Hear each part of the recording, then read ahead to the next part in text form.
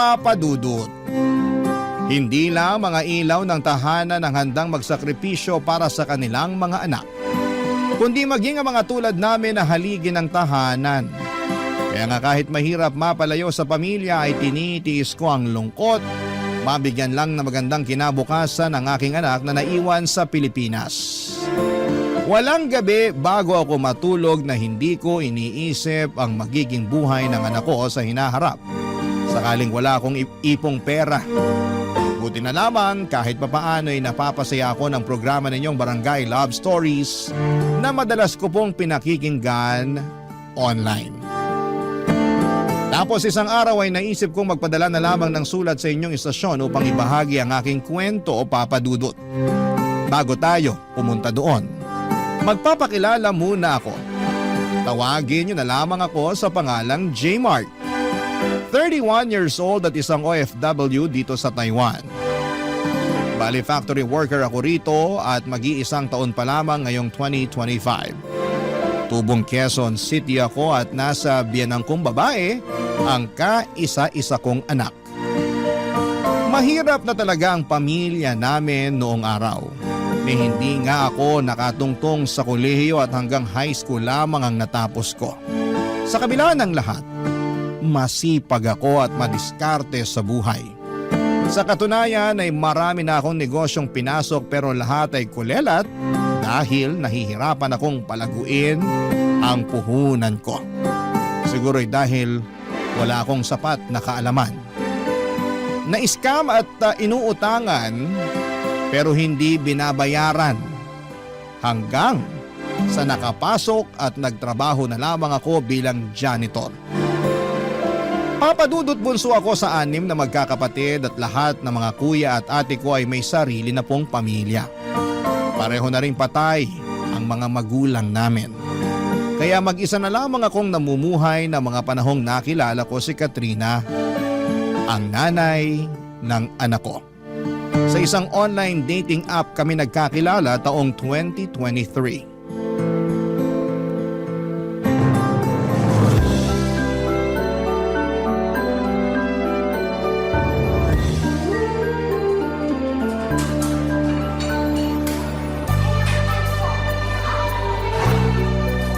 Masarap ba?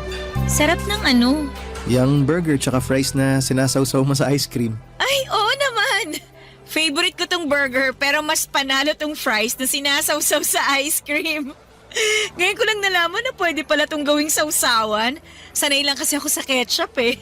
Kanya-kanyang trip lang naman yan. Madalas ginagawa ko rin yan pag naaalatan ako masyado sa fries nila. Kuya ko nga pala nagturo sa akin yan. Nakita raw niya sa anak niya kaya ginaya niya. Talaga? Ibang klase na rin ang panahon natin ngayon, ano? Bata na yung nagtuturo sa mga matatanda. Pero sigurado ako na tinuruan lang din naman yung pamangking ko ng mga kalaro niya. At salamat din sa pagtuturo sa akin. Hindi kasi ako mahilig sa fries. Kasi tama ka na minsan medyo maalat talaga. Pero ngayon may pangontra na ako sa alat kapag sinawsaw sa ice cream. Mas masarap pa. Salamat ulit. Wala yun, ano ka ba? Maliit na bagay lang yun. Ang totoo, ako nga ang dapat magpasalamat sa'yo eh. Saan naman? Kasi pumayag kang makipagkita sa akin. Bakit naman hindi? Mabait ka naman, tsaka maayos kang kausap sa chat. Sabihin na natin ganun na okay akong kausap para sa'yo. Pero ano kasi, Kasi ano? baka lang na turn off ka nung sinabi ko yung trabaho ko sa'yo. Na janitor lang ako. Unang-una, walang masama sa pagiging janitor. Pangalawa, marangal na trabaho yun. Hindi ka lang basta janitor ha, kundi janitor ka. Yung serbisyo mo kailangan niya ng isang kumpanya para maging malinis at organisado yung lugar nila. Salamat na ganyan yung naiisip mo. Nahihiya lang kasi talaga ako lalo na kung ikukumpara sa trabaho mo. Kasi nag-uopisina ka. Kaya walang binatbat yung trabaho ko sa'yo. Huwag mong sabihin yan. Hindi ka dapat nag-iisip ng ganyan. Sinusubukan ko namang pigilan. Pero minsan automatic na yun agad yung naiisip ko. Pero proud naman ako sa ginagawa ko. Kasi sabi mo nga, marangal yung trabaho ko. Tama ka. Sa akin ka makinig. Huwag sa kung sino-sino dyan na wala namang alam, kundi kumpara yung mga ginagawa nila. As if naman may nakikipagkumpetensya sa kanila, no? Niwala nga rin silang ambag sa buhay mo eh. Sa bagay, maiba nga pala tayo. Ano yun?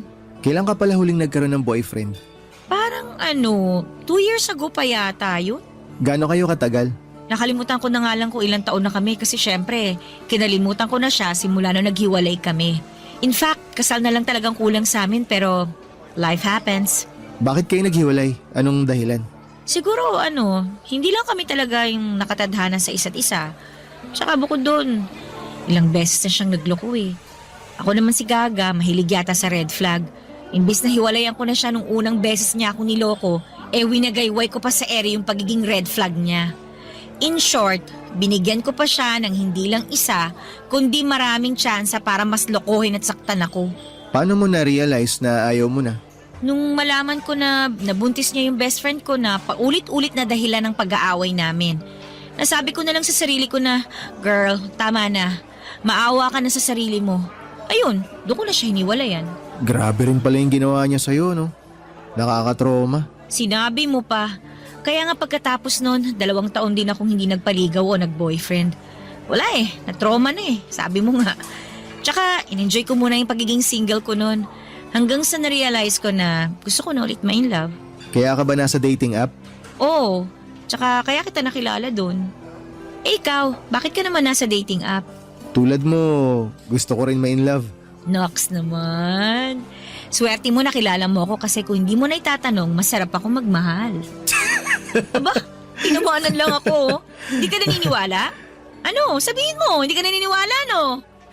Pamilyar ka naman siguro sa kasabihan na to see is to believe. Kaya maniniwala lang ako kapag pinatunayan mo. Ibang klase, ako pa talaga yung hinamon. Ayos mukhang palaban ka. Ay, oo naman.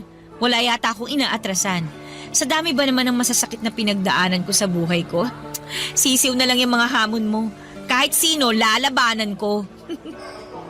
Eme lang, baka isipin mo, napakako naman. Wala akong iniisip na ganyan. Naaliw nga ako sa'yo Aba, at ginawa mo pa akong clown ha? Uy, hindi Ano ka? Biro lang. Buti pa kain na lang tayo, tapos ikaw naman magkwento tungkol sa dati mong love life.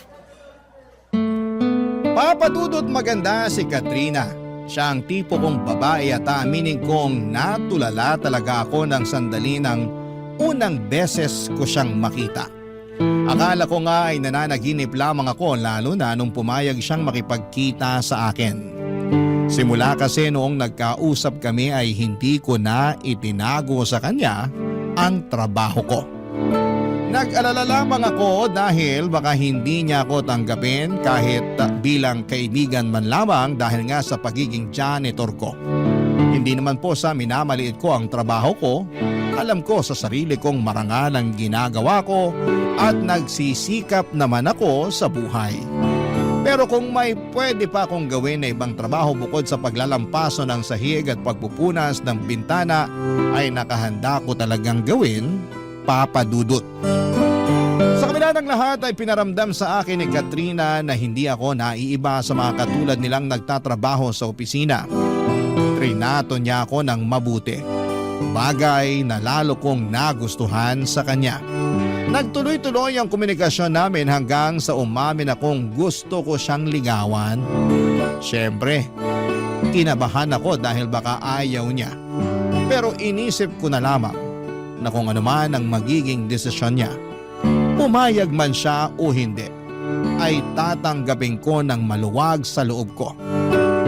Ang importante sa akin ay sumugal ako sa pag-ibig, papadudot. Pero siguro ikakampi ko pa rin ang langit dahil pumayag si Katrina na ligawan ko siya. Hindi nagtagal ay pinapunta niya ako sa bahay nila para ipakilala sa kanyang nanay, papadudot.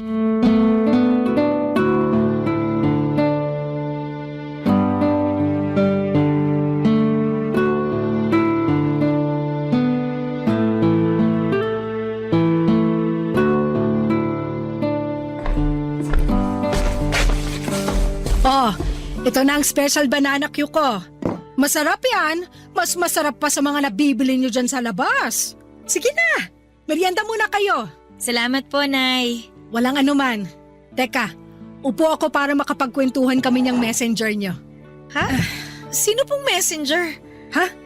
Eh sino pa ba? Eh di yung kasama mo. Ako po? Ay oo. Ikaw lang naman yung kasama ng anak ko rito sa bahay namin ah. May iba pa ba? May iba pa ba na hindi ko nakikita? Wala na po. Yun naman pala eh. Pero saan po galing yung messenger, Nay? Sa'yo. Sabi mo may paparating kang bisita. Yung messenger ng opisina nyo kamo, siya yun, di ba? Hindi na po natuloy yun. Tsaka hindi po messenger si J. Mark, Nay. Manliligaw ko po siya at pinapunta ko siya rito sa bahay para po makilala nyo. Ganun ba? Nako, sorry iho. Akala ko kasi ikaw yung messenger na kanina pa hinihintay ng anak ko. Ito naman kasing si Katrina hindi nagsabi na hindi na pala tuloy yung hinihintay niya. Napagkamalan ko pa tuloy itong manliligaw. Teka, tama ba yung narinig ko na sinabi mo? Na manliligaw ko po si J. Mark? Oo! Tama naman po. Pero bakit kayo sumisigaw, Nay? Nagulat lang kasi ako. Nagbago na ba ang taste mo sa lalaki? Po? Ano po bang pinagsasabi nyo? Ang alam ko kasing tipo mo yung maputi at saka makinis eh. Kaso tong manliligaw mo hindi naman ganun kaputian. Tingnan mo oh. Ang itim-itim ng balat. Mukha pang dry. Parang hindi nasasayaran ng lotion. Sobra naman po kayo magsalita. Totoo naman eh. Wag mo sanang mamasamain no, J. Mark. Tama ba? Opo, tama po. Pero, construction worker ka ba? Nay! Bakit? Anong bakit? Kung ano-ano pong tinatanong nyo kay J. Mark eh. Ayos lang naman, Katrina. Walang problema. Siguro gusto lang talaga malaman ng nanay mo yung trabaho ko. Tama! Tama yun! Siyempre bilang nanay mo, responsibilidad kong alamin ang background ng mga manliligaw mo, no? Buti pa si J. Mark naiintindihan ako. Naiintindihan ko rin naman kayo. Pero hindi ko gusto yung tono at yung pagkakatanong nyo. Wala namang masama sa tanong ko. Masyado ka lang kasing sensitibo. Basta balik tayo sa'yo, J. Mark. Ano nga ulit ang trabaho mo? Curious lang ako, wag mo sanang mamasamain, ha? Hindi ko naman po minamasama. Bale, janitor po ako. Yun po ang trabaho ko. Janitor? Yung naglalampaso ng sahig? Naglilinis ng mga basura sa opisina? Opo, yun nga po. Katrina naman! Bakit po? Bumaba na ba talaga taste mo sa lalaki? Hindi lang sa itsura pati na rin sa trabaho ng manliligaw mo. Sigurado ka na ba talaga sa taong to? Opo, tsaka wala naman pong masama sa pagiging janitor. Oo nga, pero hindi kita pinag-aral at pinagtapos ng kolehiyo para bumagsak lang sa isang katulad niya na ganyan lang ang trabaho. Sorry pero ano bang tinapos mo? High school lang po. Kita mo na.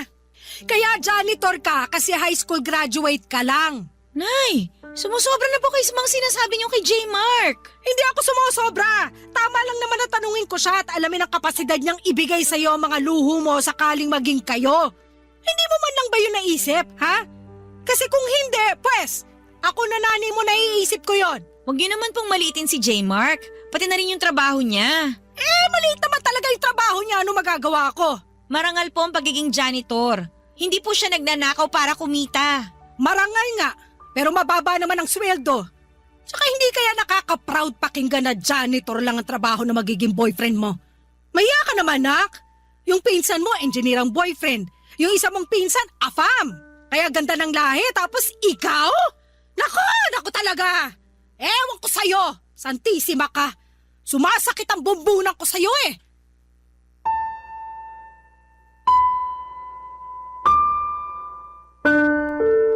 Papadudot matagal na simula nang nagka-girlfriend ako.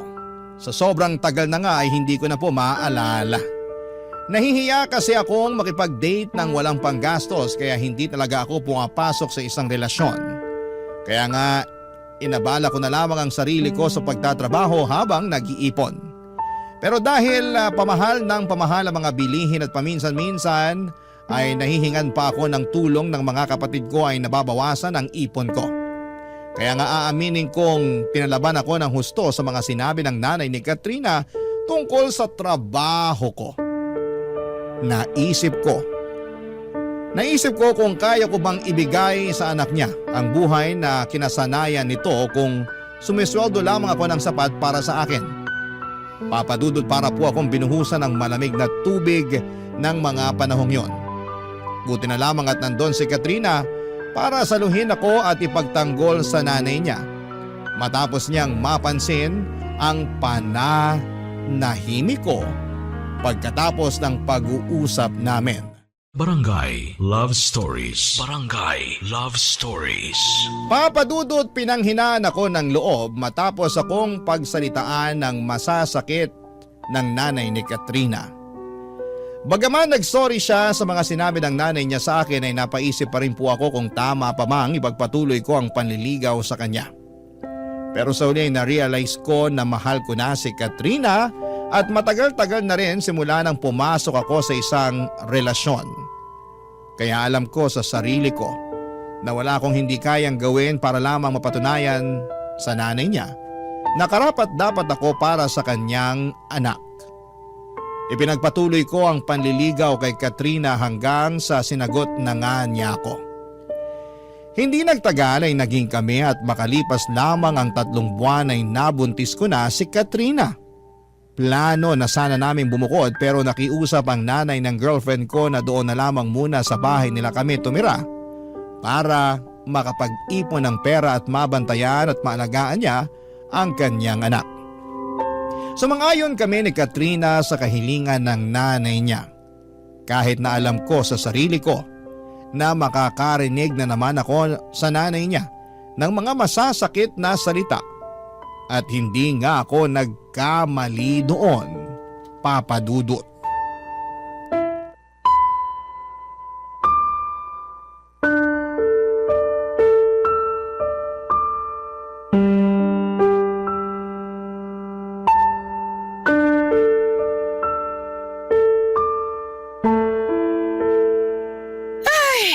Buti pa ako na may-ari ng bahay marunong magwalis.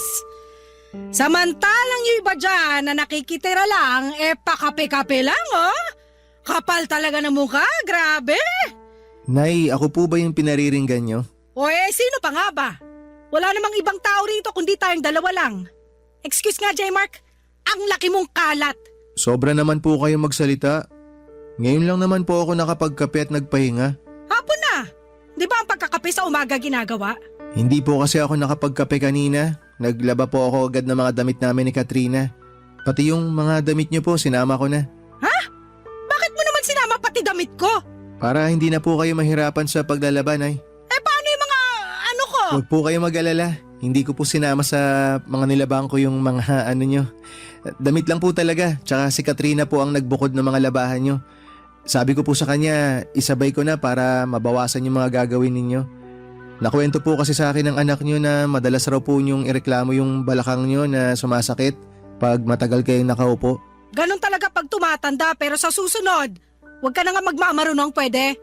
Sinubukan ko lang pong makatulong. Hindi naman po ako nagmamarunong. Nagmamarunong ka eh.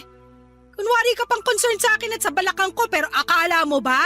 Hindi ko alam na inuuto mo lang ako. Gusto mo makuha ang loob ko para maging mabait na ako sa'yo. Maniwala po kayo o hindi ko po kayo inuuto.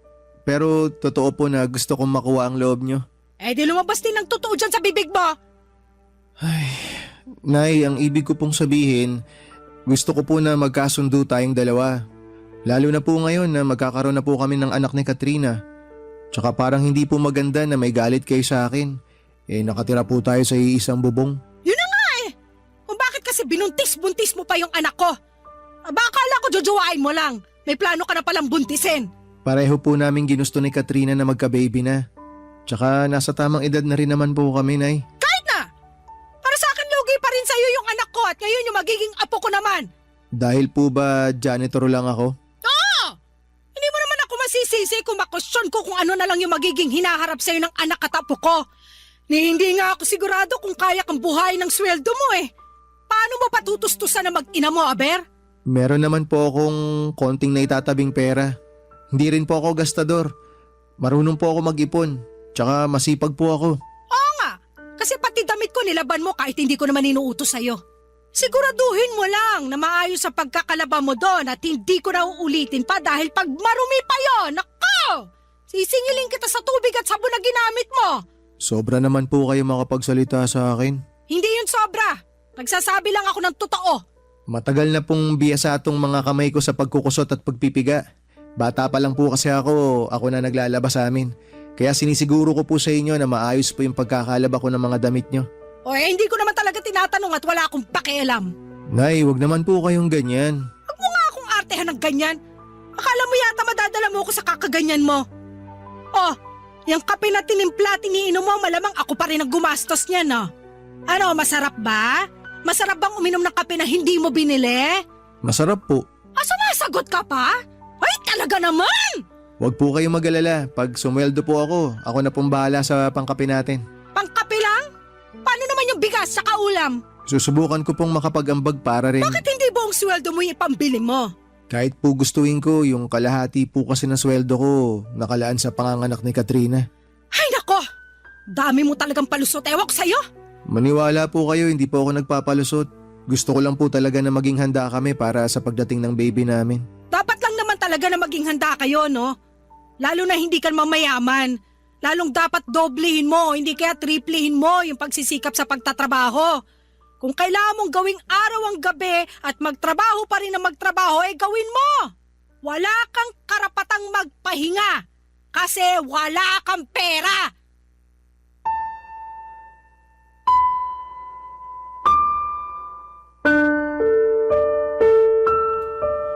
Papadudot kahit naman lalaki ako ay may damdamin pa rin ako na marunong masaktan. At yun ang eksaktong naramdaman ko matapos akong insultuhin at maliitin ang nanay ni Katrina. Kahit na gusto ko pang mga tuwiran, alam ko na wala ako sa lugar at baka pagmulan lamang yon ang malaking pagtatalo namin ng nanay ng kinakasama ko. Sa kabila ng lahat, binigyan lamang ako ng dahilan ng nanay ni Katrina upang lalong magsumikap sa buhay. Yun bang tipong hindi lang makontento sa trabaho ko na nagsisimula ng alas 8 ng umaga at natatapos ng alas 5 ng hapon. Doon ako nag-isip-isip ng magkaroon ng extra income at inopen up ko yon kay Katrina, bagay na sinuportahan naman niya. Doon ko nga po naisip na magtinda ng pagkain katulad ng burger at hotdog sandwich sa tapat ng bahay namin tuwing araw ng Sabado at Linggo. Katulong ko rin doon si Katrina na siyang nagsilbing bonding na rin namin. Masaya naman ako dahil nadagdagan ng ipon namin para sa panganganak ni Katrina. At kahit na may inaasahan naman kami na makukuha niya na benepisyo, sa trabaho niya ay iba pa rin yung may pera kaming hawak na pwede naming mahugot sa oras ng pangangailangan.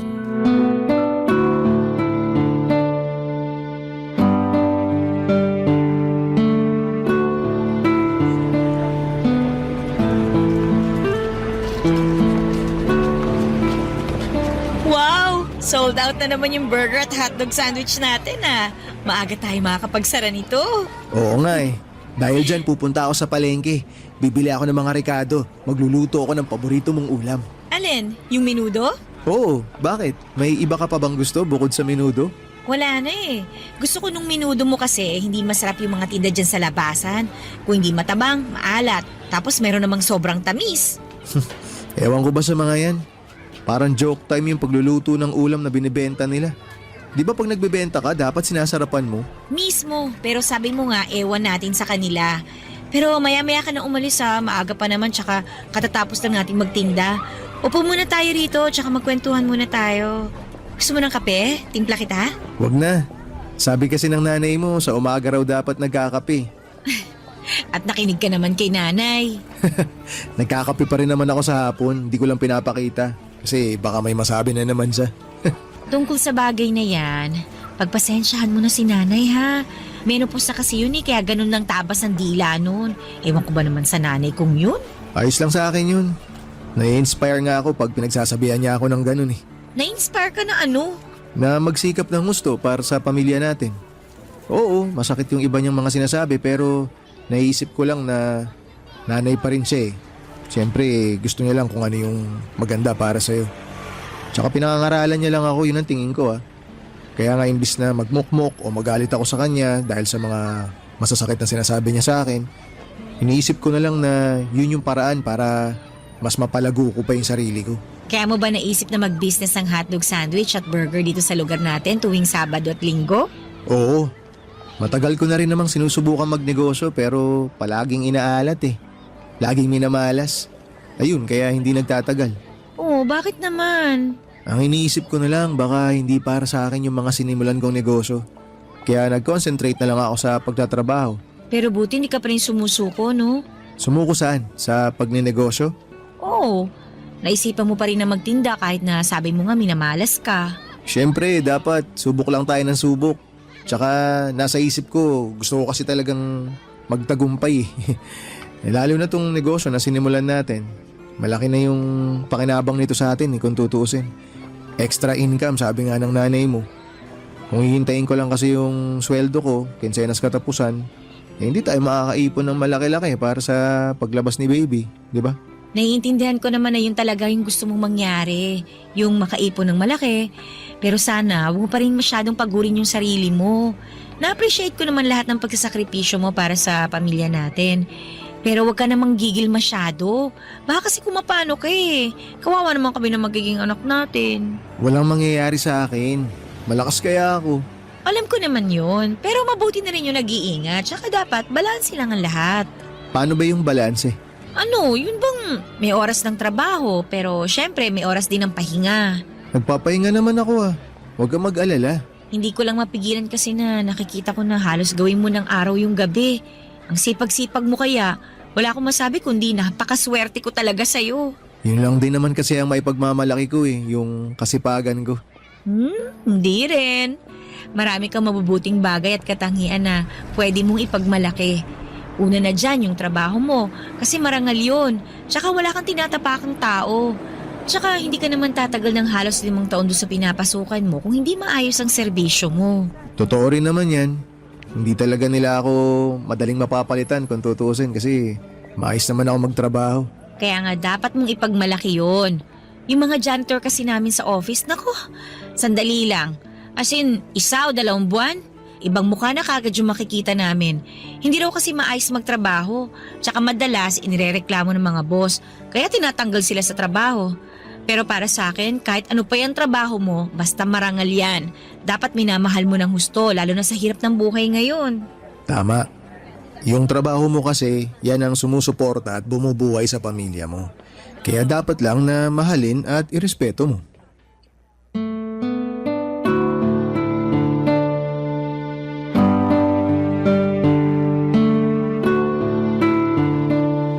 Papadudot, totoo pala na kahit na hindi ako ang pinakamayamang lalaki sa mundo, ako naman ang pinakamaswerte dahil alam kong suportado ako at mahal ng babaeng pinakamamahal ko.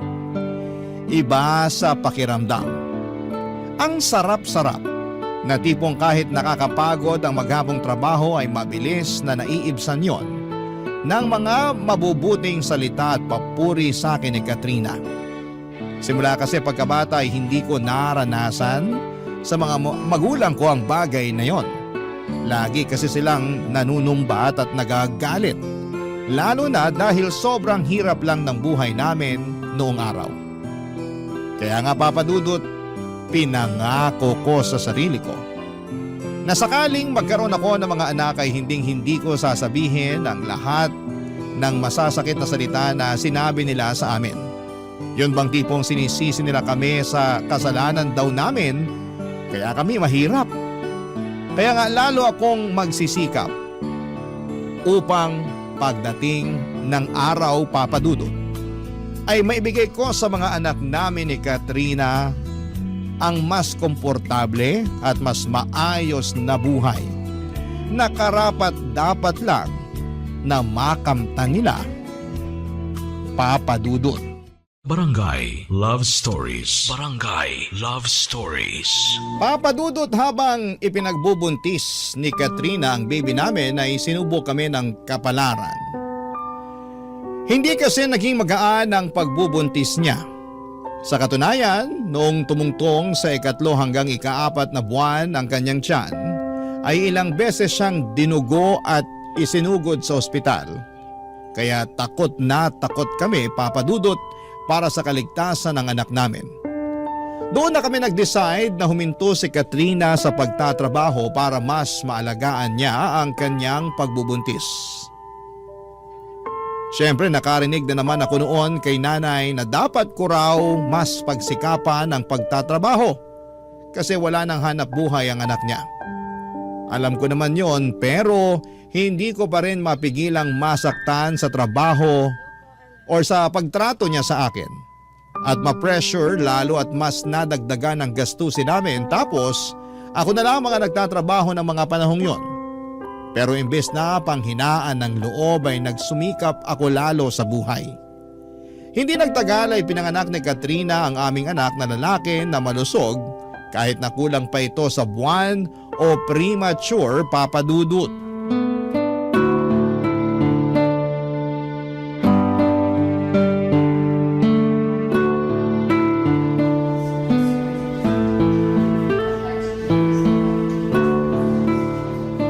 Okay ka lang ba? Bakit mukha kang malungkot? May nangyari ba? Wala naman. Pero naisip ko lang kung kailan kaya natin may uuwi sa bahay si baby. Sabi ni Doc, mga ilang araw pa raw nilang kailangan obserbahan si baby. Para daw sigurado tayo na walang problema pag inuwi natin siya. Sana lumaban yung anak natin, no? Sa totoo lang, naniniwala ako na lalaban siya para sa atin. Ay. Alam mo, naisip ko kasalanan ko kung bakit nagkaganon ng baby natin eh. Bakit mo naman naisip yan? Pakiramdam ko kasi hindi sapat yung pag-aalaga at pag-iingat na ginawa ko. Hindi totoo yan. Nag-resign ka nga sa trabaho para mas maalagaan mo yung pagbubuntis mo di ba? Oo, pero hindi ko kagad ginawa eh. Sana nung una pa lang nag-resign na ako para mas natutukan ko yung pagbubuntis ko. Naniniwala ako na ginawa mo, na ginawa natin lahat ng paraan para mabantayan at maalagaan sa sinapupunan mo si baby. Kaya wag mo nang sisihin yung sarili mo sa nangyari. Tsaka naipanganak mo naman ng maayos yung baby natin eh. Kailangan lang talaga siyang i-monitor ng mga doktor para masiguro yung kaligtasan niya. Salamat kasi gumaan naman yung loob ko sa sinabi mo. Ay, Bakit parang ikaw naman yata ang nalungkot? masaya naman talaga ako pero medyo nalulungkot lang kasi sinisisi mo yung sarili mo dahil sa nangyari. Huwag ka nang malungkot. Sabi mo nga ginawa ko naman lahat para maalagaan si baby, di ba? Oo, At kasama kita doon kaya hindi ko nasisisihin ang sarili ko. yan ang pinakamagandang isipin. Mas pagtuunan na lang natin ng pansin yung paggaling mo para makalabas na kayo rito ni baby sa ospital. Excited na nga ako umuwi sa bahay eh. Ako rin. Gustong gusto ko na kayong iuwi. Pero pag hindi nangyari yon, ikaw nang bahala sa anak natin ha. Uy, anong pinagsasabi mo dyan? Wala naman. Gusto ko lang mangako ka sa akin na kahit anong mangyari, mawala man ako o ano, hindi mo pa rin pababayaan yung anak natin. Hindi ka mawawala. Bakit ka naman mawawala? Ewan ko. Basta bigla na lang pumasok sa isip ko eh. Hindi ako naniniwala na bigla mo na lang naisip yan. Ano ba talagang problema? Ay, sorry. Ano ka ba? Huwag ka mag-sorry. Ang pinakamaganda na gawin mo, ikalma mo yung isip mo. Tsaka pagtuunan mo ng pansin yung paggaling mo. Mapapanatag lang ako kung mangangako ka sa akin. Mangangako na ano? Naaalagaan mo yung anak natin kahit na anong mangyari. Siyempre kahit naman talaga anong mangyari, aalagaan ko yung baby natin eh. Hinding-hindi ko siya pababayaan. Pati ikaw, hindi rin kita pababayaan. Magsisikap ako ng gusto para maitaguyod ko yung pamilya natin. Salamat, J-Mark ha. O ano, okay na. Nangako na ako ha. Dapat ikaw rin mangako ka sa akin. O ano naman ang ipapangako ko? Na magpapagaling ka. Naaalagaan mo yung sarili mo para lumakas ka. Para sa amin ang anak mo. Kasi marami pa akong pangarap kasama kayo ng baby natin. Hindi ko kakayanin kung may isa sa inyo mawala sa akin. Walang mawawala sa amin, no? Pareho yata kaming warrior ng anak mo. Ikaw ba naman nanay eh? Sigurado warrior talaga yung anak mo. Thank you sa pag-aalaga sa amin ng baby natin. Simula pa lang nung nagkakilala tayo at nalaman nating magkakaanak tayo. Thank you talaga. Mas pinagaan mo yung pagbubuntis ko. Hindi mo kailangan ipagpasalamat sa akin yun kasi masaya ako na alagaan ka. At ngayon, responsibilidad ko na yun bilang padre de pamilya. Kaya asahan mo na gagawin ko ang lahat para maalagaan kayong dalawa ni baby. Pangako yan. Ang swerte-swerte ko talaga sa'yo. Tama talaga yung desisyon ko na tanggapin yung panliligaw mo at sagutin ka. Alam ko na kasi na magiging mabuting tatay ka sa anak natin eh. Salamat at naisip mo yan. Sa totoo lang, matagal ko na rin talagang pangarap maging tatay. At ngayon natupad na. Tinupad mo yung pangarap ko.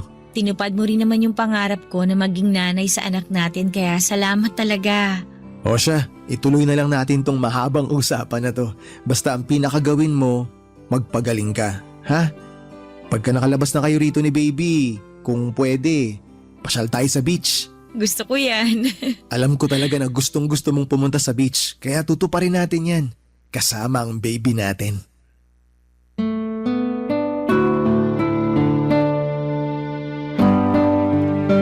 Papadudot, para sa akin ay walang kasalanan ang kinakasama ko sa nangyari sa anak namin. Alam ko na ginawa niya ang lahat upang maalagaan ng baby namin at maisilang ng maayos.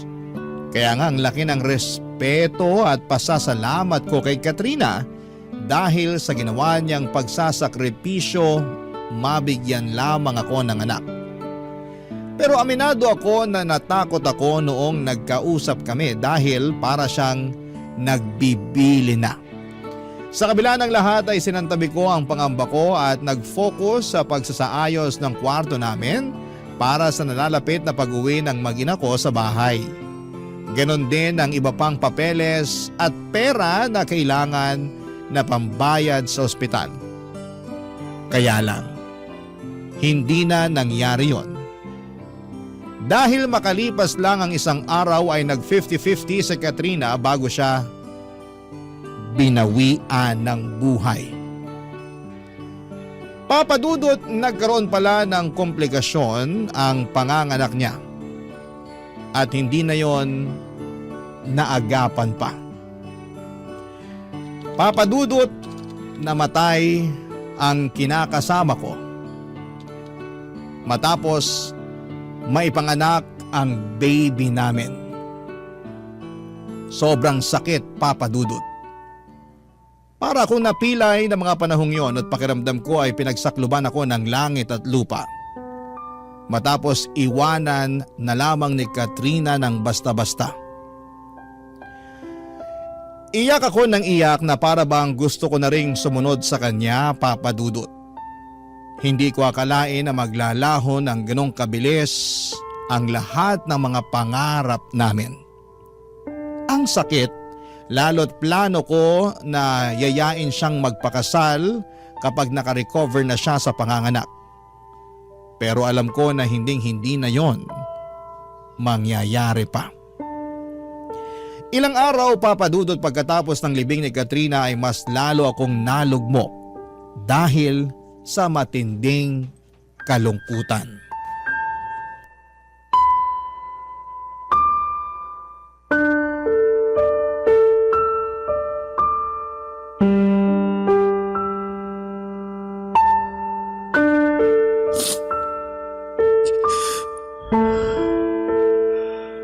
Ang daya mo naman, Katrina.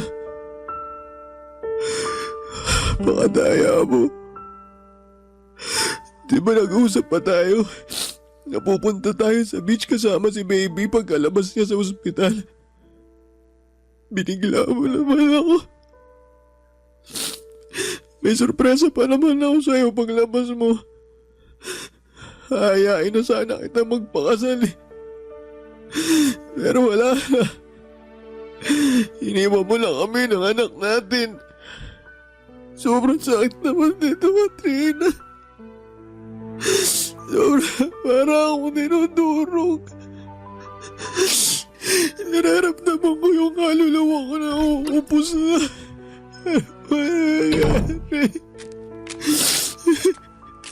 J-Mark, Nay, kayo pala. anong ginagawa mo rito sa labas? Malamok ko. Buti hindi ka pinapapak dyan. Okay lang naman po ako. Hindi ko po iniinda yung mga kagat ng lamok sa sobrang sakit po ng nararamdaman ko. Pwede ka magsabi sa akin. Makikinig ako. Hindi ko po alam kung paano mag-uumpisa eh.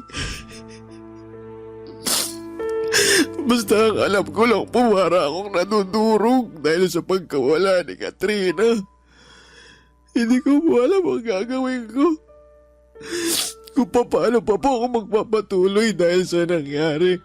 Wala namang madali pero hindi mo yung kailangan gawin mag-isa. Nandito ako. Kahit naman paano, anak na rin ang turing ko sa'yo. Salamat po, Nay. Tungkol doon sa mga hindi natin pagkakaunawaan, wala na sa akin yun. Simula nung namatay ang anak ko, pinagsisihan ko na lahat ng mga kasalanan ko sa'yo. Pati na rin yung mga masasakit na salita na paulit-ulit kong sinabi sa'yo nun. Pasensya ka na talaga ha.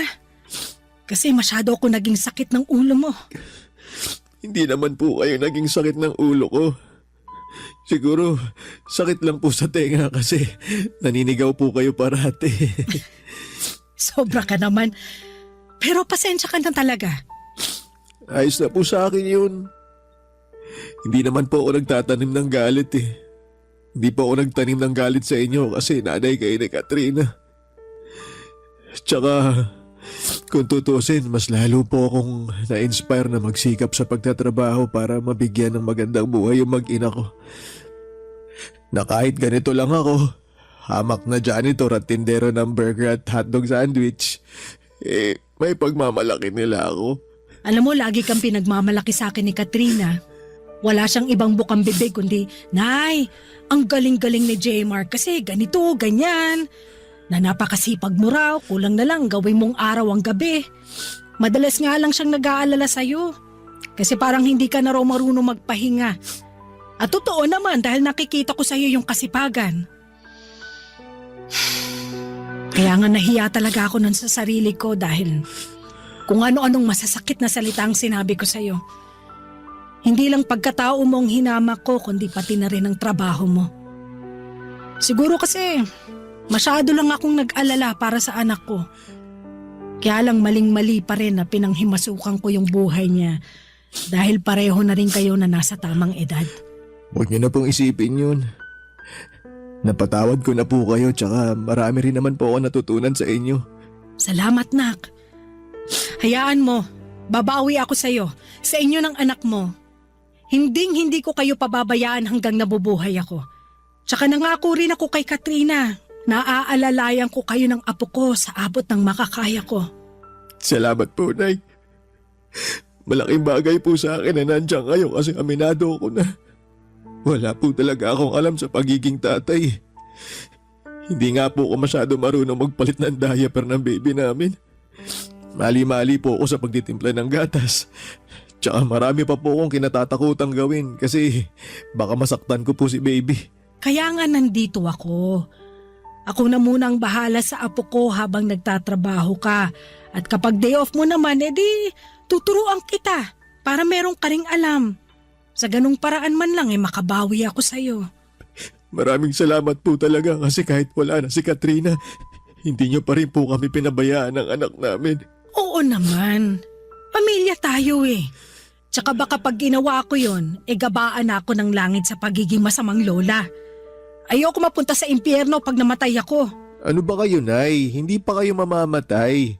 Huwag niyo pong sabihin yan. Siyempre hindi pa. Masamang damo yata ako. Nay, maraming salamat po ulit ha. Walang anuman. O siya, baka gusto mo nang pumasok kasi masyado ng maraming lamok dito. Kanina pa ako kinakagat eh. Ay, sige po. Pasok na po tayo. Baka biglang magising si baby tapos wala ako sa tabi niya. Yun nga rin ang naisip ko. Kaya tara na sa loob.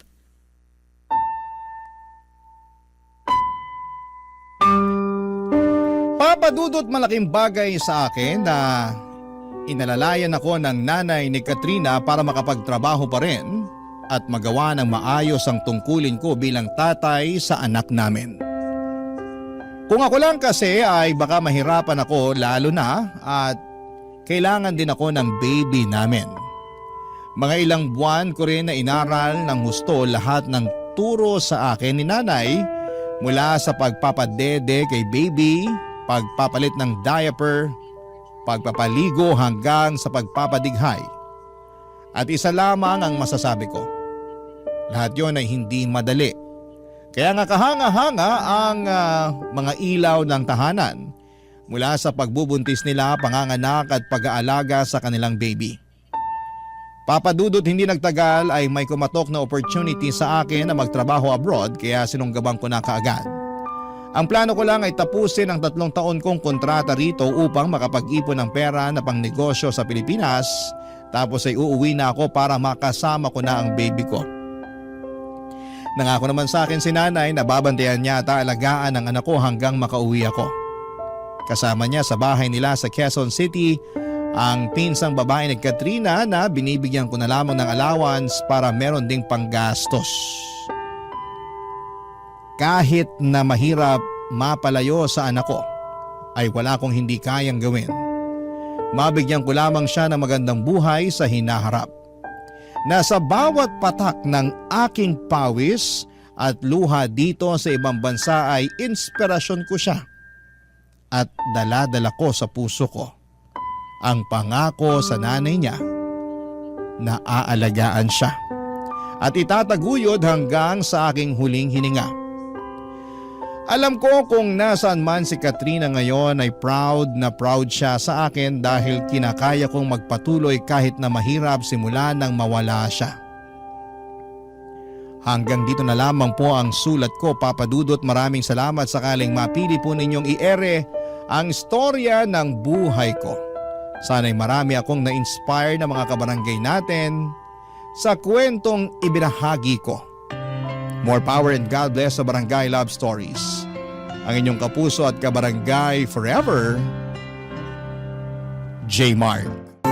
Dear Papa Dudut, ako nga pala si Rosie, 25 years old, isang babaeng pinaasa at patuloy na umaasa. Nakilala ko sa isang dating app si Dom, 40 years old na siya, maganda ang tindigan niya at malakas talaga ang appeal. Kaya naman mabilis din lamang akong na-fall sa kanya, Papa Dudut. Halos 1 buwan kaming nag-usap online bago kami nag-decide na magkita na. Pinaghandaan ko yon, Papa Dudut, bumili ako ng magandang damit at sapatos. Napabili na rin ako ng mahahaling pabango. Nagpa-facial ako at nagpakulay pa ng buhok ko. Ganon ako kainteresado kay Dom. Alam kong masyado pang maaga noon para malaman kung siya na talaga ang nakatakda para sa akin. Pero gusto ko siya na talaga, Papa Dudut. Kaya nga ako na rin ang gumawa ng paraan para hindi na siya bumitaw sa akin. 1 beses pa lamang ako nagkaroon ng karelasyon at masasabi kong ibang-iba si Dom, Papa Dudut. Ibang naramdaman kong kilig sa kanya. Kaya naman siniguro ko na liligawan ako ni Dom kapag nakita niya ako sa unang date namin. Nagpa-late nga ako ng dating para kunwari ay may grand entrance. Sa labas pa lamang ay nasilayan ko na siya. Malakas ang naging kabog ng dibdib ko at napakagwapo pala niya sa personal at parang wala siyang 40 kung titignan. Halos hindi ako makapasok noon dahil kinakabahan ako dahil baka hindi ako maging enough sa kanyang paningin. Nilasan ko na lamang ang loob ko at saka nagpa-sexy habang naglalakad patungo sa kanya. Hindi naman ako nabigo sa reaksyon na inaasahan ko, Papa Dudut. Alam kong nabighani ko siya sa pakending-kending na paglakad ko. Namula pa nga ng bahagya mga pisngi ko dahil nakatitig lamang siya sa akin at parabang gandang-ganda siya sa akin. Nang maupo na ako ay nginitian ko na siya, Papa Dudut. Halos hindi ako makatingin sa kanya ng diretsyo dahil nakatitig lamang siya sa akin. Alam kong liligawan na niya ako noon, ramdam na ramdam ko na, Papa Dudut.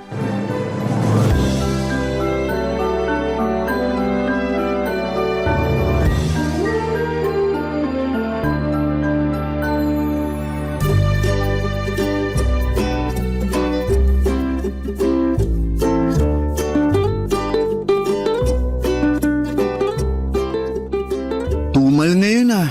Kanina pa walang customer. Dapat ganitong oras, dagsana mga tao. Ganun talaga. Di lahat ng araw mabenta tayo. Meron talaga yung ganito, walang katao-tao. Wala na ngang katao-tao, pati boses mo wala rin kabuhay-buhay. Malungkot kasi ako. May nangyari ba? Meron. Ayoko nga sana mag-duty pero di naman pwede.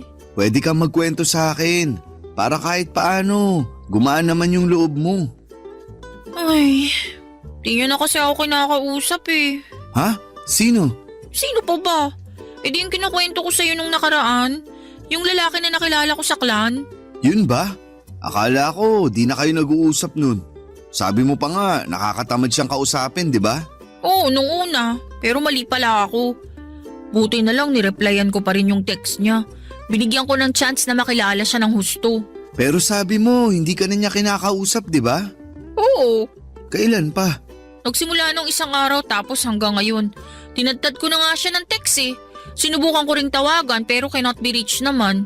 Hindi ko naman alam kung anong rason kasi okay naman kami tuwing nag-uusap kami. Yung totoo, in love na nga ata ako sa kanya eh. Patay tayo dyan.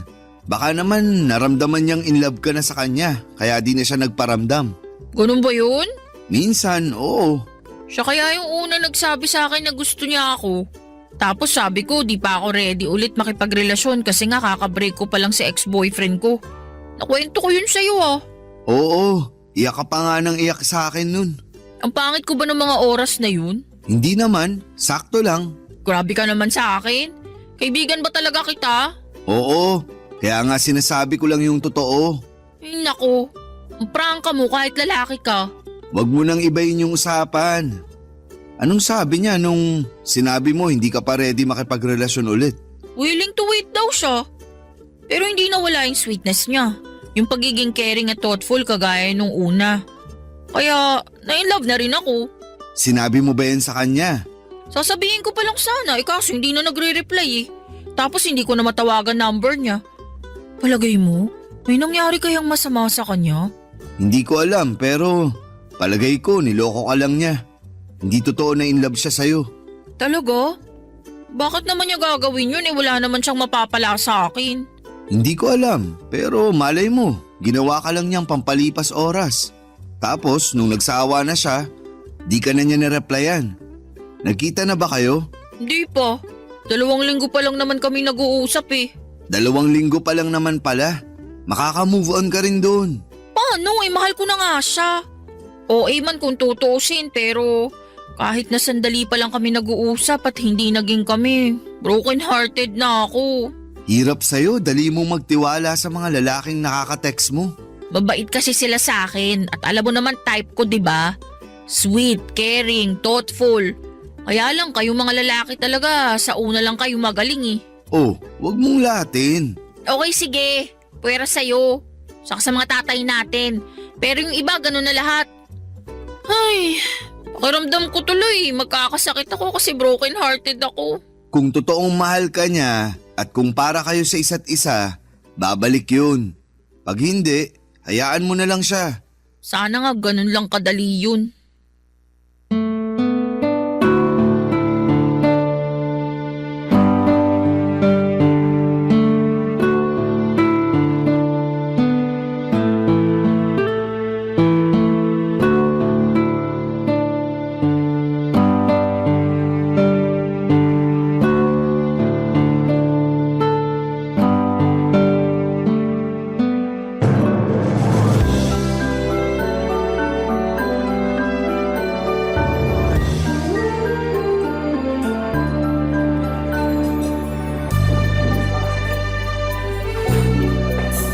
Dom, pwede bang wag ka nang tumitig sa akin? Bakit naman? Kasi naman nakakailang. Paano nakakailang? Hindi ka ba sanay na tinititigan ka? Sanay naman. Pero nung ikaw na yung gumawa, Ayaw mo ba? hindi naman sa ayaw. Kaya lang ang init na ng pisngi ko eh. Ewan ko ba? Kakaiba kasi yung mga titig mo. Naintindihan na kita. Ganyan din kasi sinasabi ng ibang babae na dinedate ko noon. Sabi nila, nakakatunaw to mga titig ko. Yan nga, eksakto. Kasi hindi ko naman mapigilan. Ang ganda mo pala talaga sa personal. Napaghandaan ko lang tong araw na to, kaya parang ang ganda ko bigla. Pero wag kang umasang palaging ganito ha. Kasi may mga araw na para akong sako ng kamote. Sobra ka naman sa sako ng kamote. Oo nga. Sa mga susunod na date natin, makikita mo. Kahit siguro magmukha ka pang kamoting durog, tititig pa rin ako sa'yo. Mas nakakailang pa pala yung mga banat mo kaysa sa mga titig mo eh. Paano na lang pag pinagsabay ko pa, hindi ba? Wala na. Lusaw na ang kamote ko. Kamote mo? Ang ibig kong sabihin, kamote ako. Ay, hindi, mali. Ang ibig kong sabihin talaga, Ang cute mo pala pag kinakabahan ka. ikaw kasi eh. Ngayon lang ako nagkaganito. Ang swerte ka naman pala. Sana palagi kang ganyan pag nakatitig na ako sa'yo. Sa susunod na mga date natin, masasanay na rin ako sa mga titig mo. Hindi na yan epekto. Aba, mukhang gusto mo pang makipag-date sa akin sa susunod ah. Bakit naman hindi? Ngayon pa na pinainit mo na ang kamote ko sa mga titig mo? Komportable ka na rin magbiro tungkol sa kamote mo. Bakit ba puro kamote ang usapan?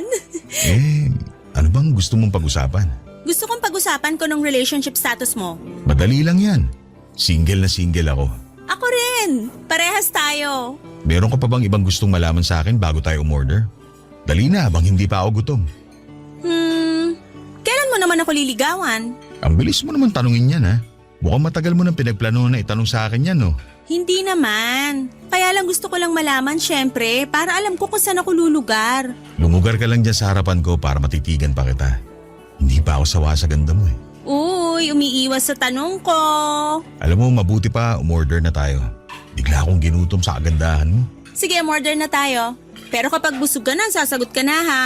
Tignan natin kung mabubusog ako ng pagkain dito. Kapag hindi, sa susunod ka na bumawi ng tanong. Okay, hindi naman ako nagmamadali. Willing to wait ako palagi sa pagkain at sa'yo na rin.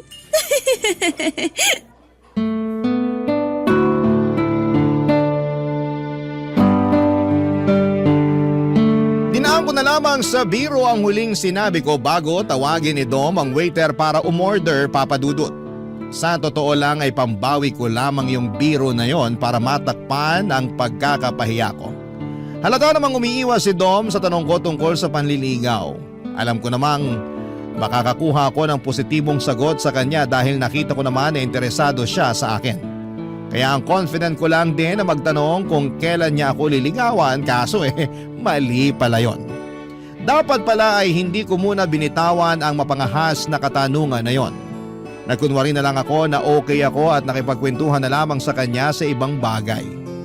Ako na rin mismo ang naglihi sa usapang ligawan dahil masaya ang date na yon pero alam kong may kulang. Panay ang tanong ko kung may balak pa ba akong ligawan ni Dom. Yun na bang huling date namin? Inasahan kong hindi na niya ako aayain pa na mag-date dahil hindi naman niya ako sinabihan kong niligawan niya ako. Pero makalipas ang 1 linggo ay inaya ulit niya akong mag-date. Nagkaroon muli ako ng pag-asa kahit papaano. Pero hindi na ako nagtanong pang muli, Papa Dudut. Hahayaan ko siyang magkusang magsabi sa akin na liligawan na niya ako. Nakailang dates na rin kami pero bigo akong marinig sa kanya kung niligawan ba niya ako o hindi. Nangangati na akong tanungin sa kanya kung ano ba kaming dalawa. At doon ko nga napatunayan na sa hirap palang maging babae talaga, Papa Dudut. Hindi ka makapagtanong kung ano ang namamagitan sa inyong dalawa dahil napapangunahan ka ng hiya. Pero alam kong kailangan ko nang alamin bago pa ako mahulog sa kanya ng mas malalim. Sa sumunod na date namin ay naglakas ako ng loob na magtanong sa kanyang muli, Papa Dudut.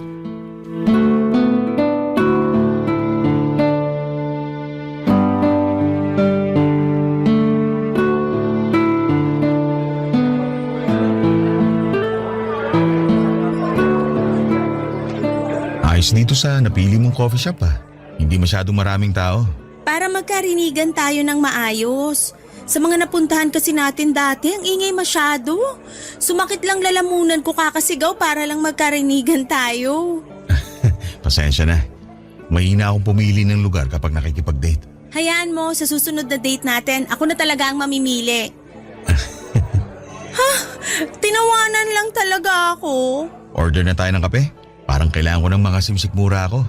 Teka, bago tayo magpaasim ng sikmura, may gusto lang sana akong itanong.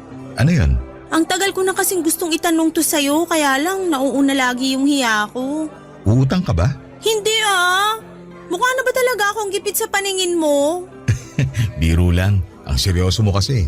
Seryoso nga kasi itong sasabihin ko. Ngayon pa lang parang gusto ko ng mga sim sa kaba ng sikmura ako. Dom, seryoso nga. Ano na bang nangyayari sa atin? Ay, hindi kita maintindihan. Panay ang labas natin. Pero hindi klaro sa akin kung saan ang punta nito. Anong sinasabi mo? Talaga bang wala kang alam sa mga sinasabi ko? Linawin mo kasi. May pag-asa bang maging tayo? Liligawan mo na ba ako? Kailan? Uy, ang dami mo naman tanong. Di ba dapat isa lang? Sige. Tayo na ba? Hindi pa naman kita nililigawan. Paano magiging tayo, hindi ba? Kaya nga ang susunod na tanong, kailan mo ko liligawan? Uy, dapat isang tanong lang. Huwag ka madaya. Huwag na sana tayong maglokohan, Dom. Sabihin mo na lang sa akin kung niligawan mo ko o hindi para alam ko kung saan ako lulugar. Gusto mo talaga malaman yung totoo? Oo naman. Yun lang naman ang kailangan ko eh. Meron akong balak ligawan na ibang babae. Bakit pala niyaya mo pa ako makipag-date? Masama ba? Single ka. Single ako. Wala namang sinasabi sa batas na bawal yun. Pero kung may balak ka ng ligawan na iba, di wag na tayong mag-date kasi wala rin naman pala tong patutunguhan. Sana kasi hindi ka na lang nagtanong eh. At kasalanan ko pa kung gusto ko maging klaro ang lahat sa atin? Sorry Rosie. Iba talaga ang gusto kong ligawan. Pero nai-enjoy ko naman nakasama ka. Nai-enjoy mo nga akong kasama, pero iba naman ang gusto mong makasama. Lugi! Rosie naman. Gets ko na. Huwag ka na magpaliwanag. So ito na ang huli nating date. Ganon. Siguro. Hindi siguro. Siguradong oo. Ikaw bahala. Ikaw naman nagdesisyon yan. Parang ako pa ang mali rito ah. Ikaw na nga to nagpaasa sa akin tapos parang ikaw pa tong lugi? Hindi kita pinaasa. Hindi ako makapaniwala sa mga sinabi ni Dom, Papa Dudut. Gusto pa niya akong baliktarin. Nainis ako at hindi na sumagot sa huling sinabi niya. Hindi raw niya ako pinapaasa? Ganon ba siya kasama? Matapos ang ilang gabi naming paglalandian, ilang buwan din niya akong hinarot at ilang gabi rin akong napuyat para mabenta ko ang sarili ko sa kanya para maligawan na niya ako sa wakas. Tapos sa bandang huli, Papa Dudut, noong gusto ko nang iklaro ang lahat ay bigla niyang sasabihin sa akin na hindi niya ako pinaasa at meron daw siyang ibang balak na ligawan. Hindi na ako nakatiis, umalis na ako kaagad sa coffee shop na yon at hinabol niya ako hanggang sa labas. Kinumbinsi niya ako na ituloy natin ang pagkakape dahil sayang naman daw ang pinuntan namin doon. Kaya lang ay nawala na ako ng gana. Agad kong pinara ang taxi na dumaan at walang kimong iniwan siya. Papadudot, nahirapan ako mag-move on kay Dom. Hindi ko siya blinak sa social media kahit ang kanyang cellphone number. Alam kong merong parte pa rin sa puso ko na gusto kong marinig sa kanya na ako ang pipiliin niyang ligawan. Pero matapos nga ang pag-uusap naming dalawa ay hindi na siya muling nagparamdam pa sa akin. Doon ako mas lalong nasaktan dahil alam kong hindi niya ako gusto talaga, Papa Dudut. Sa pagdaan ng mga araw ay sinikap kong makalimot sa kanya at ang hirap pala talagang mag-move on kahit na wala kayong nasimulan. Kasi lagi kang aasa sa closure kung saan ka ba nagkulang. Kung bakit hindi kanya nagawang piliin kahit na harap-harapan ka namang nagpakita sa kanya ng interes. Ano pa bang kulang sa akin? Yon ang naging madalas na tanong ko sa sarili ko habang hindi pa kaya ng puso ko. Nakalimutan siya matapos niyang magpaasa sa akin. Barangay Love Stories. Barangay Love Stories. Mahirap man, Papa Dudut, pero tiniis kong hindi magparamdam kay Dom. Kahit miss ko na siya. Alam kong marupok ako sa kanya. Malaking tulong na nga rin na hindi na siya tuluyang nagparamdam sa akin. Para mabilis ako makaiwas na maging marupok. Sa pagdaan pa ng mga araw ay may mga sumubok na manligaw sa akin. Hinayaan ko naman sila na patunayan ang mga sarili nila. Pero parang may kulang, Papa Dudut. Parang hindi naman ako masaya sa piling nila. Tuwing nakakasama ko ang mga ibang manliligaw ko ay parang lagi ko lang na ikukumpara na mas masaya noong kasama ko si Dom at kami ang nagde-date. Kaya wala ring napuntahan ang mga panliligaw nila sa akin at binasad ko na lamang sila kesa mapaasa ko lang sa wala. Talagang si Dom ang gusto ko pa rin. Pero klaro na sa akin na hindi niya ako gusto. Hanggang isang araw, nagulat na lamang ako nang biglang tumawag si Dom sa akin. Hindi ko sinagot dahil naunahan ako ng kaba na humalo pa sa kilig. Ibang panginginig ko noon at hindi ko alam kung sasagutin ko ba o hindi. Pero mas nangibabaw ang kagustuhan kong muling marinig ang boses niya. Nang sinagot ko ay nagpanggap akong busy at hindi na siya naaalala pa. Hanggang sa bigla niya akong inayang mag-date dahil na-miss daw niya ako. Lihim akong kinilig sa sinabi niya, Papa Dudut. Inaisip ko na baka may chance na kaming dalawa. Kaya nung inaya niya akong mag-date ay hindi ako agad nakatanggi. Nag-date muli kami sa coffee shop kung saan kami naudlot. Baka naman sa pagkakataong yun ay matuloy na maayos ang coffee date naming dalawa, Papa Dudut.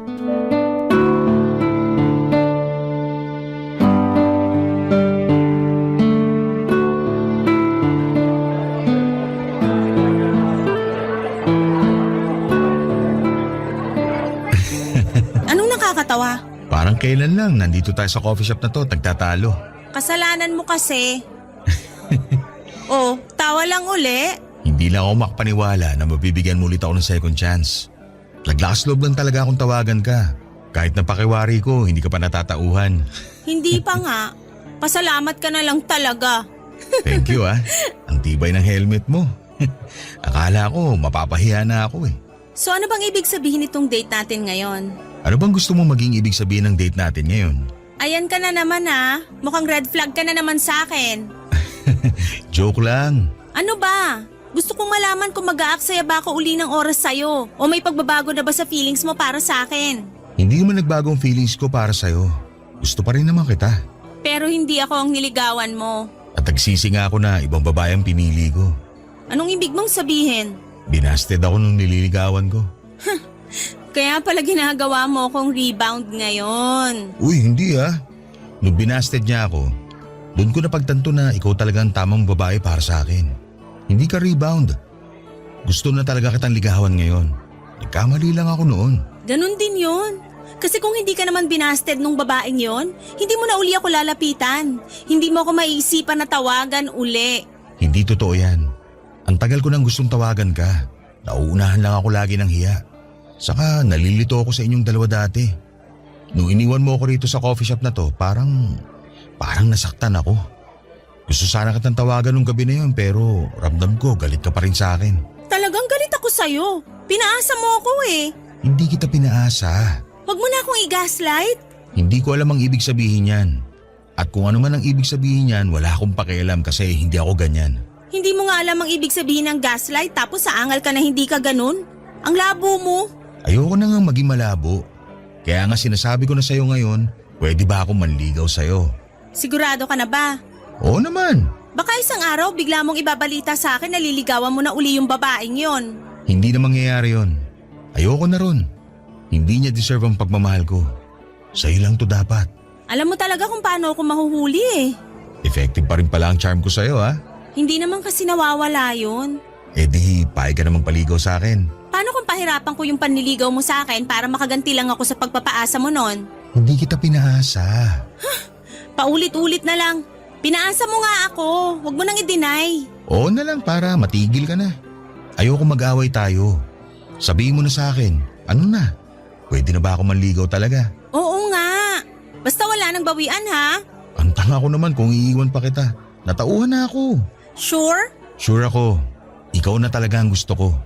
Kahit pahirapan mo pa ako sa panliligaw sa'yo. Bigyan mo na ako ng second chance, please. Hindi ka magsisisi. Promise. Bala ko pa sanang itago ang kilig pero hindi ko na kinaya. Napakagatlabi na lamang ako sa sobrang kilig habang nakatitig sa mga mata ni Dom. Sa wakas, may part 2 na ang love story namin. Talagang kailangan lang sigurong maligaw ni Dom sa ibang babae para mahanap niya ang daan pabalik sa akin. Nawala tuloy ang galit ko sa kanya. Natunaw lahat ng inis ko sa kanya lalo na noong hinawakan niya ang kamay ko at saka hinalikan. Pagkatapos noon ay humiling siya na kung pwedeng makahalik sa aking pisngi. Pinayagan ko naman siya at pagkatapos noon ay nagkusa akong halikan ang kanyang mga labi. Parang nag-init ang pakiramdam ko nang mahalikan ko siya. Ramdam kong ganun din siya. Hindi na nga kami naka-order ng kape dahil inaya niya akong magkape na lamang sa bahay niya. Agad naman akong pumayag, Papa Dudut. Mas gusto ko roon para masolo namin ang isa't isa. May nangyari na nga sa aming dalawa.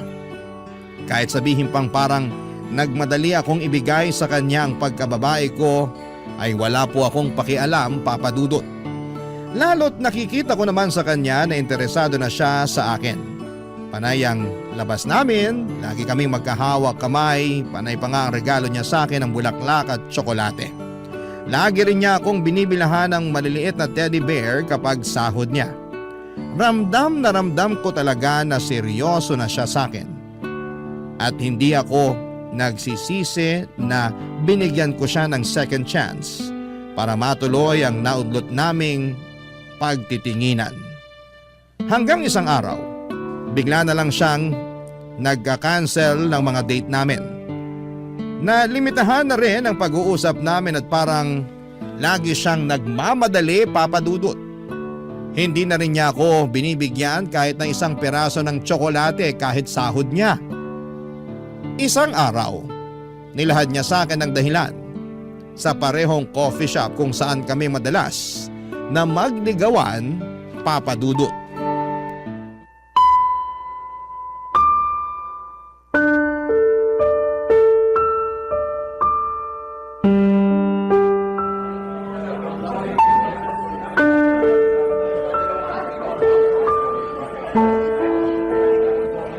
Mabuti naman at pumayag ka na makipagkita sa akin.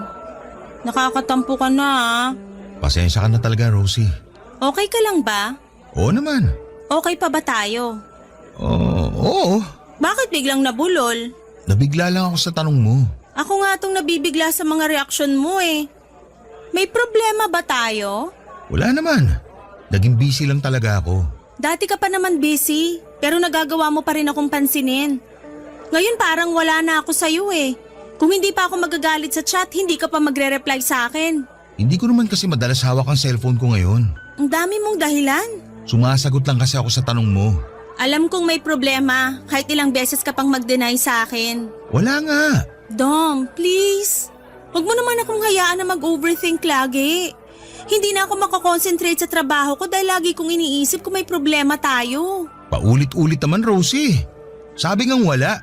Umorder ka na nga lang ng kape para makauwi na ako. At ngayon nagmamadali ka naman. Ilang linggo ka nang hindi nakikipagkita tapos ngayon parang gusto mo na ako agad itaboy? Hindi kita tinataboy. Ayoko lang gabihin sa daan kasi matraffic ngayon. Biyernes pa naman. Kailan ba hindi naging matraffic sa Manila? Ayusin mo naman yung dahilan mo. Ano ba gusto mong marinig sa akin ha? Nakakairita na eh. Yung totoo. Ano Dom? Ayaw mo na ba sa akin? May gusto ka na bang ligawan na iba? Wala akong ibang gustong ligawan. Pero paano ko? Itutuloy mo pa rin ba yung panliligaw sa akin? Ay, nako. Bumuntong hininga pa talaga. Ayaw mo nang manligaw sa akin? Nahihirapan ka na bang mapasagot ako? Kasi kung naiinip ka na, pwede na kitang sagutin ngayon. Hindi mo kailangan gawin. Mabuti na lang din at nabanggit mo yan kasi parang gusto ko munang ihinto panliligaw ko sa'yo. Ano? Parang hindi pa itong tamang oras para manligaw ako. Mabuti na lang talaga at hindi mo pa ako sinagot. Baka kasi gusto mo nang manligaw sa iba. Katulad ng ginawa mo sa akin noon. Hindi ganun ang sitwasyon ngayon. Naisip ko lang na hindi ko pa kaya na magkaroon ng karelasyon. Bakit biglang nagbago ang desisyon mo? Imposibleng walang third party to. Ang lala naman ang pagdududa mo sa akin. Alam ko nagkamali ako noon. Pero hindi na ako umulit manligaw ng iba habang naliligaw ako sa'yo. Ano ngang dahilan kung bakit naisip mo bigla na hindi ka pa pwedeng makipagrelasyon? Kasi limited lang ang budget ko. Ano ba namang rason yan? Hindi naman kita nare-require na gastusan ako. Pwede namang manligaw kahit wala ng tsokolate, teddy bear o bulaklak. Sapat na sa akin yung magkape lang tayo at magkasama. Kahit nga kape, medyo tagilid eh. Kailangan ko mag-ipon kasi bala kong bumili ng bahay at lupa sa probinsya namin. Para may matira naman ng mga magulang ko. Kung ganun, susuportahan naman kita dyan.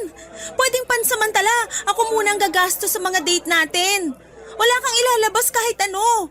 Kahit sa bahay mo lang tayo mag-date palagi para hindi ka na mamasahe palabas. Ako nang bahala. Wala pa naman ako masyadong responsibilidad sa pamilya ko kaya okay pa na ikaw muna ang pagkagastusan ko. Hindi mo kailangan gawin yan. Mag-ipon ka rin para sa'yo. Huwag mo akong gayahin. Tignan mo ako. 40 na pero wala pa rin ipon. Tapos ngayon parang huli na, saka naman ako nagkukumahog para magkaroon ng pera. Rosie, marami pang iba dyan. Makakahanap ka pa ng ibang lalaki na paninindigan ka. Ano pa bang laban ko kung tinapos na niya, Papa Dudut? Kung ayaw na niya. Napatahimik na lamang ako at hindi ko na alam kung tatayo na ba ako para umalis ng walang paalam. Hindi naman ako makaiyak dahil nahiya akong ipakita yon sa kanya. Ayokong makita niya na mahina ako dahil lang sa pag-iwan niya sa akin. Hinawakan niya ang kamay ko at sinabing gusto niya talaga ako pero kailangan niyang gumawa ng sakripisyo para sa pamilya niya. Pinilit ko siyang unawain dahil pamilya naman niya yon. Masakit lang kasi na sa ikalawang pagkakataon ay pinili niyang bitawan ako para sa iba. Para matakpan ng sakit, umorder na lamang ako ng kape para sa aming dalawa. Sinabi kong libre ko na para tulong na rin sa kanya. Hindi naman siya pumalag, Papa Dudut. Iyon ang huling kape naming dalawa. Tahimik lamang kami habang inuubos ang kape at panay ang tingin ko sa mga pumapasok na magkakadate sa coffee shop na yon. Nakaramdam po ako ng pait. Bakit masaya sila at kami hindi? May malas ba sa coffee shop na yon kaya palagi kaming natatapos doon ni Dom? Pero doon din kami nagsimulang magligawan. Naging masaya rin kami habang nasa coffee shop na yon. Hindi ko dapat sisihin ang lugar. Dapat kong sisihin ang sarili ko na umasa kay Dom na sa ikalawang pagkakataon ay forever na kami. Mali pa rin pala talaga. Hindi ko na inubos ang kape at nagpaalam na ako kay Dom. Naiwan si Dom sa coffee shop na yon, tumayo na lamang ako at walang lingong lumabas. Barangay Love Stories. Barangay Love Stories. Papa Dudut, mas naging mahirap ang pag-move on ko dahil na-experience ko na kung paano magmahal si Dom. Matagal kaming nagligawan kaya ang tagal bago ko natanggap na tapos na kami bago pa man kami makapagsimula. Lahat ginawa ko para lamang hindi siya isipin pero bigo ako. Hindi ko alam kung nagayuma ba niya ako para mahumaling ako ng ganon sa kanya. Panay ang iyak ko sa tuwing sasapit ng gabi at matatapos ang pagpapanggap ko buong araw. Hindi ako okay at tanggap ko yon. Panay ang dasal ko na sana'y matapos na lahat ng nararamdaman ko para kay Dom. Pero natagalan bago ako sumapit doon. Ilang buwan na ang lumipas pero hindi pa rin ako handa at ang puso ko nakalimutan siya, Papa Dudut. Alam kong siya pa rin pero wala na akong magagawa kundi tuluyan na siyang bitawan. Sa pagdaan pa ng mga araw, medyo gumaan naman kahit papaano ang nararamdaman ko. Unti-unting nawawala na yung sakit. Nakakayanan ko na rin sa wakas at nabawasan na ang mga gabing umiiyak ako. May mga araw na rin na nakakalimot na ako sa pangalan niya. Masaya na ako kahit papaano, kahit yon pa lang ang inaabot ko sa pag-move on ko sa kanya. Hanggang isang araw noong handa na ang puso kong talikuran siya ay saka naman siya biglang nagparamdam sa akin.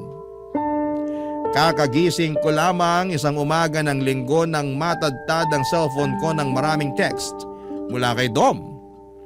Puro pag-amin na nami-miss na raw niya ako at hindi niya kayang mawala ako sa buhay niya. Papa Dudut, aminadong nakaramdam ako ng saya at kilig pero ano ba ang plano niya?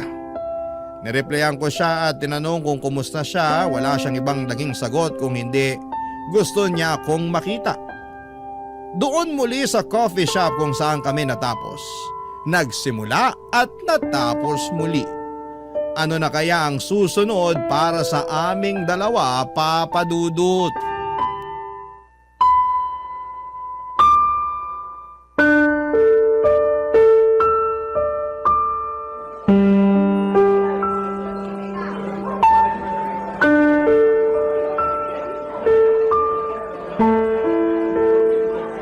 Diretsahan na.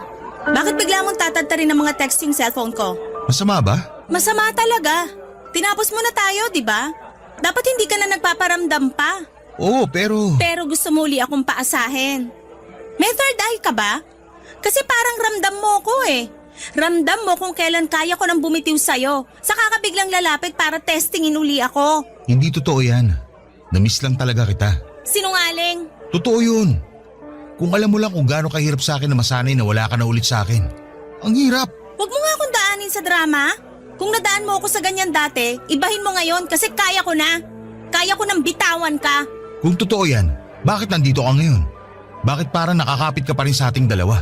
Kasi, curious ako. Curious o gusto mo pa rin ako? Curious. Yun lang talaga. Hindi ako naniniwala. Kita ko sa mga mata mo na namiss mo rin ako. At masaya kang nakita ako ngayon. Ang kapal din naman ang mukha mo. Kinakapalan ko na talaga ang mukha ko para lang maamin sa'yo ang totoo. Namiss kita, Rosie. Ang hirap pala na wala ka sa buhay ko. At bakit ngayon lang yan? Ilang buwan mo akong hinayaan? Kasi alam mo naman may kailangan ako isakripisyo, hindi ba? Ako na lang lagi sinasakripisyo mo kapag nagigipit ka. Kasi alam ko maiintindihan mo ako. Kasi wala naman akong ibang choice. Kahit hindi kita intindihin, wala pa rin ako ibang magagawa kundi tanggapin yung pagtalikod mo sa akin. Wala na ako ibang masasabi ko hindi sorry. Yun lang ang kaya kong gawin. Sana pala hindi ka na lang nakipagkita kung sorry lang ang sasabihin mo. Kasi okay na ako eh, kahit hindi ko yan matanggap sa'yo. Pero hindi okay sa akin na hindi makahingi ng sorry sa lahat ng nagawa ko sa'yo. Patawarin mo sana ako. At kung mapatawad kita ngayon, anong mangyayari? Kung meron man akong gusto mangyari ngayon, walang iba kundi magkaayos tayo at sana mabigyan mo ako ng third chance. Third chance mo mukha mo.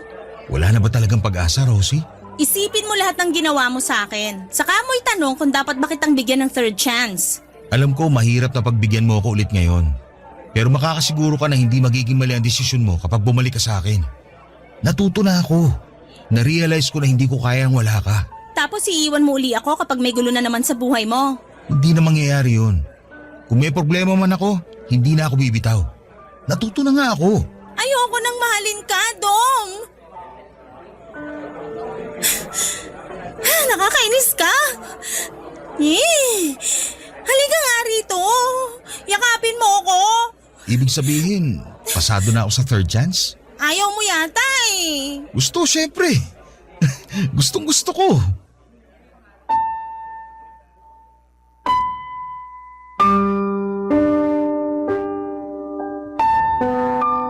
Napaiyak na lamang ako nang lapitan ako ni Dom para iyakapin. Nagpalakpakan ang mga tao sa paligid namin at akala ata nila ay nag-propose si Dom sa akin. Hindi naman namin sila kinorek dahil masyado kaming masaya noon, Papa Dudut. Yung manager nga sa coffee shop ay nag-offer ng libreng 2 tol Amerikano para sa aming dalawa. Masaya daw sila na doon namin piniling i-celebrate ang panibagong milestone sa buhay namin. Kahit papaano ay gumaan ang pakiramdam ko at naisip kong tama lang na bumalik ako kay Dom. Parang sign yun ng Diyos na nasa tamang tao ako dahil lahat ng tao sa paligid namin ay masaya para sa amin. In-enjoy namin ang libreng kape at nang maubos namin yon ay inaya niya akong pumunta na sa bahay niya para maglambingan. Muli na namang may nangyari sa amin, Papa Dudut. Namiss namin ang isa't isa at ramdam ko yon sa bawat hawak sa akin ni Dom.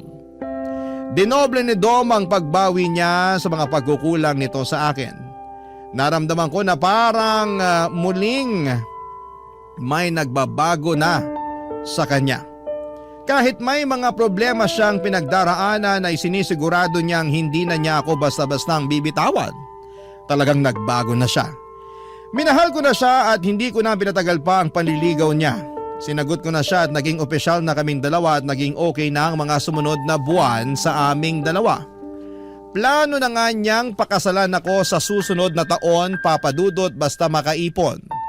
Mahal na mahal ko na talaga siya at ginawa ko ang lahat para lang manghinayang siyang iwanan ako kung sakali man. Wala na akong ibang lalaking gustong makasama kundi siya lamang, Papa Dudut.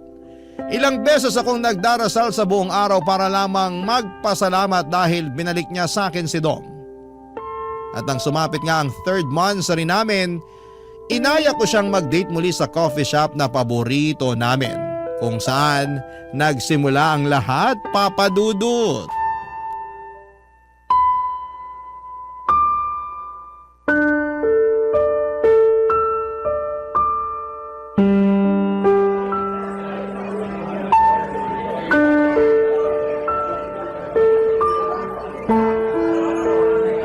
Bakit ngayon ka lang? 3 oras na ako naghihintay sa'yo rito. Nakailang higop na ako ng kape. Inaasid na ako ng malala. Pasensya na. May nakasalubong lang kasi ako. Nagkakwentuhan kaya hindi ko na namalayan ng oras. Gaano ba ka-importante sa'yo yung taong yon para makalimutan mo yung oras ng date natin? Sorry na nga eh. Babawi na lang ako sa'yo ngayon. Ginagalit mo ako eh. 3rd monthsary pa naman natin. Ilang sorry pa ba ang kailangan kong sabihin, Rosie? Oh, bakit parang nabaligtad yung sitwasyon? Bakit ikaw naman tong galit? Ako nga to naghintay sa'yo rito at munti ka nang maging diabetic dahil sa dami ng cake na nilantakan ko, wag lang mapaalis sa mesa na to. Bakit kasi ganyan ang atake mo sa akin? Kararating ko lang binungangaan mo na kagad ako. Sana inintindi mo muna ako. Kasi pinaghintay mo ako eh. Minsan lang naman ako na-late sa mga lakad natin. Minsan nga lang pero tinaon mo pang monthsary natin. Alam mo, ayoko makipag-away sa'yo. Aalis na lang ako. Teka, sorry na. Nainis lang ako kasi kanina pa kita gustong makasama. Eh di yan ang sabihin mo.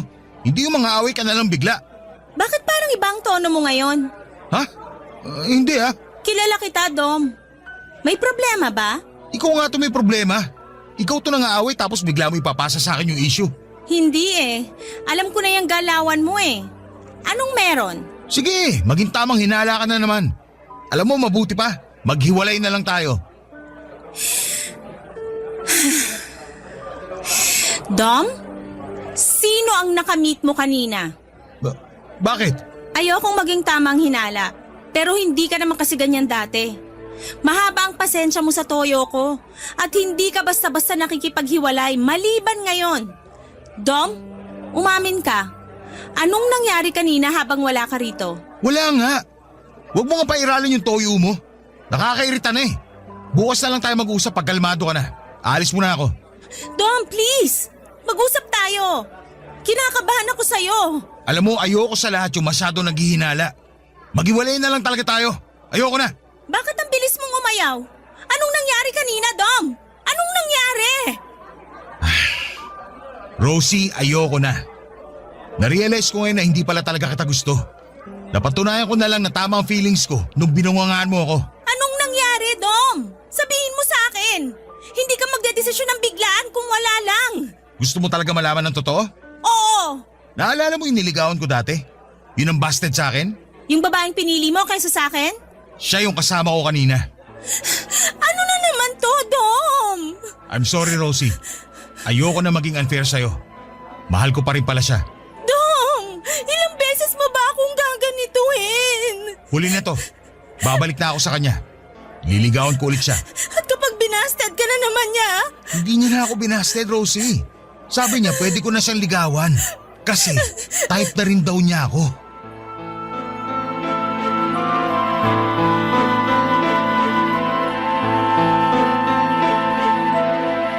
Para akong tanga na napatitig lamang sa masayang mukha ni Dom.